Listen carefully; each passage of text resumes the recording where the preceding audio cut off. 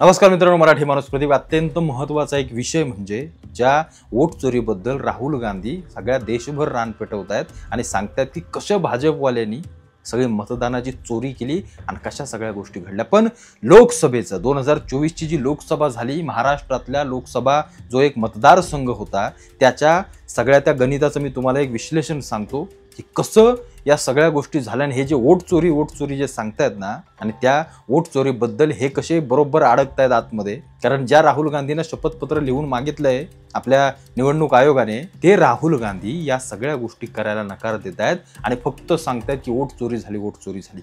पण एक उदाहरण म्हणून हा व्हिडिओ बनवतो की कसं नक्की बघा मतदान कसं होतं आणि कशा वोट चोरी आणि काय काय नक्की घडतं. बरं, हे जे दुसऱ्यांवरती आक्षेप घेतायत, पण यांच्या आता काय बोलतात खाली अंधार किती आहे, या सगळ्या गोष्टी मी तुम्हाला सांगतो. एक महत्वाचा लोकसभा क्षेत्र म्हणजे आपलं धुळ्याचा जो सगळा मतदारसंघ आहे लोकसभेचा, 2024ला निवडणूक झाली.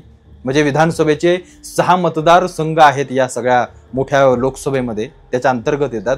तो धुळे शहर आहे, धुळे ग्रामीण आहे, शिंदखेडा आहे, बागलाण आहे, त्याच्यानंतर मालेगाव आउटर रिजन म्हणजे मालेगावच्या बाहेरचा एक मतदारसंघ आहे, आणि मालेगावच्या आतमधला म्हणजे मालेगाव मध्य, ज्याला आपण इनर असं म्हणतो मालेगाव, तो असे 6 मतदारसंघ विधानसभेचे या लोकसभा क्षेत्रामध्ये येतात. आणि बघा तुम्ही आता याच्यामध्ये कसं आहे, पुढे कसे हे वोटिंग झालं, कशा सगळ्या गोष्टी फिरवल्या गेल्या. लोकसभेला या मतदारसंघामध्ये सुभाष भामरे हे भाजपाचे आणि त्या दुसऱ्या बच्छाव की कोण, त्या बच्छाव या काँग्रेसकडून उभ्या होत्या. आणि या दोघांच्या लढतीमध्ये 5 मतदारसंघांमध्ये भाजपचे हे जो भामरे आहेत ते भामरे आघाडीवरती होते.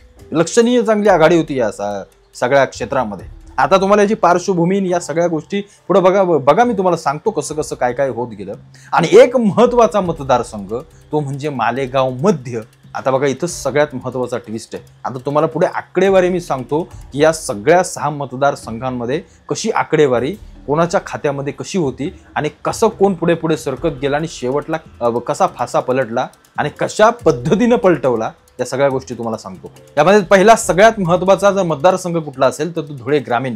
धुळे ग्रामीण मध्ये 27% एवढं भाजपला मतदान झालं आणि भाजप या सगळ्या महत्वाच्या क्षेत्रामध्ये आघाडीला होतो. या मतदारसंघामध्ये धुळे शहर मध्ये 21% झालं. इथे देखील बऱ्यापैकी सुशिक्षित आणि भाजपाला मानणारा असा एक वर्ग होता, तो भाजपाला मतदान करून गेला आणि त्या म्हणजे करत होता आणि त्या वेळेला तिथं भाजप आघाडीवरती होती. बागलांमध्ये फक्त 2% होते. अनुसूचित जाती जमाती या सगळ्या गोष्टी भाजपाला यांनी बाजूला करून टाकला आणि भाजपाला काय हाताशी धरलं नाही. पुढे जो शिंदखेडामध्ये तिथं देखील फार 5% फक्त मतदान भाजपाला होतं, म्हणजे 5% ते आघाडीवरती होते. आणि सगळ्यात महत्वाचा आउटरमध्ये देखील मालेगावच्या तिथे देखील 2-3% भाजप पुढे होतं, पण तिथं सुशिक्षित वर्ग थोडा कमी असल्या कारणाने कारण भाजपचा वर्ग एक वेगळा आहे आणि बाकी सगळे इकडे तिकडे मतदान झालं.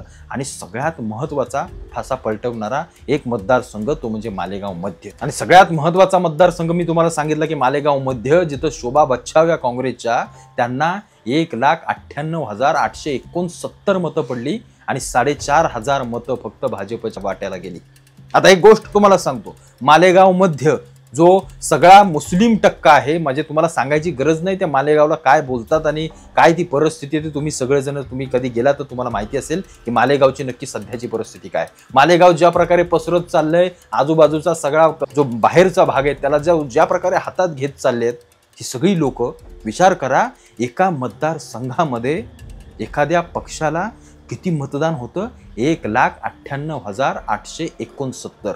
महाराष्ट्रामध्ये अशी एकही लोकसभा नसेल कुठली जिथं एवढ्या मोठ्या प्रमाणामध्ये विक्रमी मतदान झालं असेल. ते फक्त मालेगावच्या एका विधानसभा क्षेत्रामध्ये एवढं मतदान झालं. आणि त्या मतदानाच्या मागची स्टोरी ऐकायला आपण गेलो तर तुम्हाला आम्हाला धक्का बसेल. जे वोट चोरीच्या गोष्टी करतायत, म्हणजे एक गोष्ट लक्षात घ्या, एक भारतीय जनता पार्टी, मी काय त्यांना कोणाला काय पाठीशी घालतोय अशातला प्रकार नाहीये, पण एक भारतीय जनता पार्टी 3 टर्म झाल्या, त्या 3 टर्म मध्ये त्यांच्या ज्या काही जागा आहेत लोकसभेच्या खासदारांच्या त्या हळूहळू खाली घसरत आल्या. जो माणूस वोट चोरी करतो, जो माणूस मतदान पैसे देऊन विकत घेतो, त्याच्या जागा वरवर वाढत गेल्या पाहिजेत. ज्या भारतीय जनता पार्टीने म्हणजे नरेंद्र मोदींनी 400 पारचा नारा लावला, ते 400 जाऊ द्या, अर्ध्यात पण त्यांना जाता आलं नाही आणि यांनी वोट चोरी केली असं म्हणणं साहजिक चुकीचं आहे.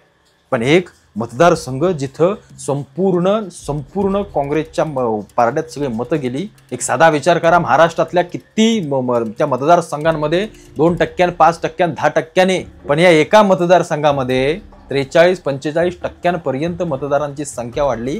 हा आकडा काही साधा आणि छोटा नाहीये. एक मतदारसंघ संपूर्णपणे सगळ्या गोष्टींना कलाटणी देतो. विचार करा, 2 लाख मतदान म्हणजे छोटी गोष्ट नाही.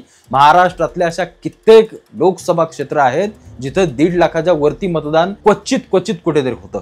क्वचित तुम्ही पश्चिम महाराष्ट्रामध्ये गेला तर कुठेतरी तुम्हाला 2 लाखाकडे जाताना दिसत असेल.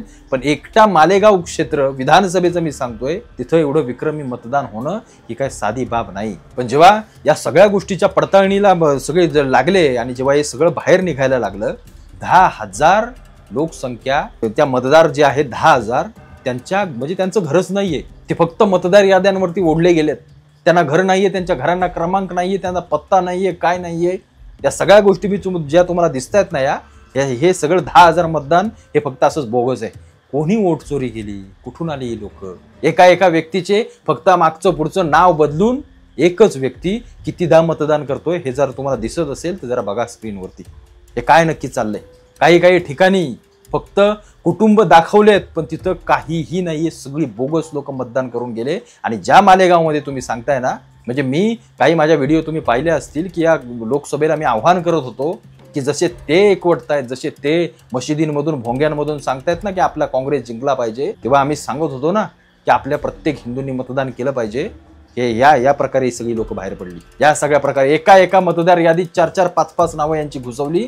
तुम्ही विचार करा, तुम्हाला आजही खोटं वाटत असेल, इलेक्शन कमिशनच्या सगळ्या वेबसाईटवरती जा आणि जिथं काँग्रेसची लोक जिंकून आलेत तिथं त्या मतदार याद्या आजही तुम्ही मागवू शकता. आणि मागवा, आवर्जून मागवा आणि त्या सगळ्या गोष्टीचा अभ्यास करा. तुम्हाला समजेल की तिथं विक्रमी मतदान कसं झालं. जर वोट चोरीचा प्रश्न असता तर या ठिकाणी मालेगावचंच तुम्ही एक उदाहरण या लोकसभेचं मी तुम्हाला दिलं. तुम्ही इथं विचार करा की 2 लाखाची आघाडी त्या बाईला काँग्रेसच्या मिळाली असती का? वोट चोरी केली कुणी? या सगळ्या गोष्टी आपल्याला वाटतात तेवढ्या सोप्या नाहीयेत. हे फक्त खाण्याचे दात दाखवण्याचे दात यांचे वेगळे आहेत. भारतीय जनता पार्टीला मी म्हणत नाही काय त्यांचं झालं, वोट चोरी केली, कसं त्यांनी मतदान केलं, काय केलं, त्याच्याबद्दल मला एवढं तरी इतकं माहिती नाहीये. पण जे काही यांच्या बाबतीत दिसतंय ना, ते निश्चित मी छाती ठोकपणे सांगू शकतो की यांनी केलेली वोट चोरी ही त्यावेळेला दिसली नाही, पण आता मात्र आपल्याला सर्वांना दिसते. विचार करा की नक्की काय झालं, कसं झालं. 2 लाखाच्या फरकाने 2 लाख. एक तुम्हाला गोष्ट सांगतो, एका मतदारसंघामध्ये आपल्या हिंदूंची फक्त 4,500 मतं आहेत. याच्यासारखं दुर्दैव नाहीये कुठलं. असे कित्येक मतदारसंघ आहेत. तुम्हाला म्हटलं नाही मुंब्रा घ्या. मुंब्रा काय ते जितेंद्र आव्हाड जे छाती टोकून बडवून जे बोलतायत ना, ती काय एवढी हिंमत होते त्यांची तुमच्या श्रीरामांना हात घालण्याची, छत्रपतींना हात घालण्याची. कारण त्यांच्याकडे विक्रमी मतदान आहे. त्यांना माहिती आहे माझ्या पिढ्यानपिढ्या इथं जरी गेल्या तरी मी पडू शकत नाही. ही यांची निष्ठा आहे. हे या प्रकारे सगळ्या गोष्टी करतात. आणि आमचे राहुल गांधी, म्हणजे हे आमचे राहुल गांधी जे वायनाडमधून लढतात, त्यांच्यात हिंमत असेल तर त्यांनी कधीतरी इकडे प्रयागराज आणि आपल्या काशी बिशी इकडे मथुरांमधून लढून दाखवावं नरेंद्र मोदींच्या विरोधात, आणि मग सांगावं की वोट चोरी कशी होते. या काँग्रेस इतकी वर्ष 60-70 वर्ष या देशावरती राज्य केलं. आज जेव्हा हे ऑनलाईन सगळ्या गोष्टी येतात, आज समजतंय सगळं की कोणी किती मतदान केलं, कुठे केलं, काय केलं. पण विचार करा, 60 वर्षामध्ये तुम्हाला काय घंटा कळलं तुम्ही कुणाला मतदान केलं आणि कुणाला काय केलं. आज जी काय ट्रान्सपरन्सी झाले ना या सगळ्या प्रक्रियांमध्ये, ही या काँग्रेसला खुपते आहे. कारण यांना माहिती आहे आपण 60 वर्षामध्ये जे काही केलं ना, की आता येणारी पिढी आणि शिकलेली पोरं आपल्याला मतदान करणार नाहीत. मग आता बहाणा काय करायचा, तर मग वोट चोरीचा बहाणा करायचा, काहीतरी करायचं. कारण बिहारचं इलेक्शन आले, महाराष्ट्रामध्ये निवडणूक आहेत, देशातल्या अशा कित्येक स्थानिक स्वराज्य महत्वाच्या संस्थांच्या निवडणुका आहेत. आणि वोट चोरीच्या नावाखाली एक साधं उदाहरण घ्या. साला मला एक प्रश्न पडतो, आज इलेक्शन होऊन 1.5 वर्ष झाली, 1.5 वर्षानंतर यांना आठवलं की वोट चोरी झाली होती. मग तेव्हा तुमच्या बूथवर बसलेली लोक काय बाहेर काय फिरायला गेले होते का? तुमच्याकडे याद्या आल्या, तुमच्याकडे सगळ्या लिस्ट आल्या, तुम्ही त्यावेळेला काय करत होता? तुम्हाला जर माहिती आहे ना एका यादीमध्ये जर 10 नावं रिपीट येत आहेत, तर तुम्ही तेव्हाच ॲक्शन घ्यायची. तेव्हाच तुम्ही इलेक्शन कमिशनला पत्र पाठवायचं की हे चुकीचं झालंय म्हणून. तेव्हा बरोबर तुमच्याही काही गोष्टी तुम्ही सारून घेतल्या. आणि आज तुम्हाला समजलं, आज तुम्हाला समजतंय की या देशामध्ये कितीतरी टक्क्याने मतदान वाढणार.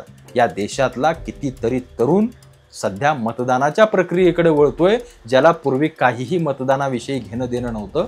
त्याच्यामुळे या भारताच्या सगळ्या लोकशाहीमध्ये मतदारांचा आकडा वाढतोय, हे सगळ्यात महत्त्वाचं सत्य आहे. आणि मालेगाव आणि ते धुळे जी लोकसभा मी आता तुम्हाला सगळी स्टोरी सांगितली ना, त्याचं उत्तम उदाहरण आहे की वोट चोरी नक्की केली कुणी.